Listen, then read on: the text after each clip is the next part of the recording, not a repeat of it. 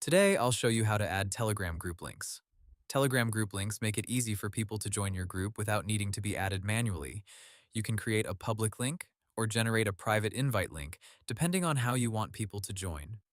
First, open Telegram on your phone or computer. Now open the group where you want to add or create a link. Make sure you are an admin of the group because only admins can manage invite links and group settings. Next, tap or click the group name at the top of the screen. This will open the group information page. Now choose Edit or Manage Group, depending on your device.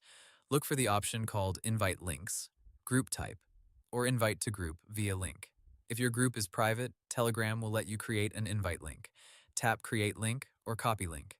Now you can share this link with other people, post it on a website, or add it to your social media profile.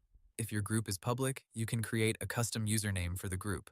For example, if your group username is MyTradingGroup, your link will look like t.me/mytradinggroup.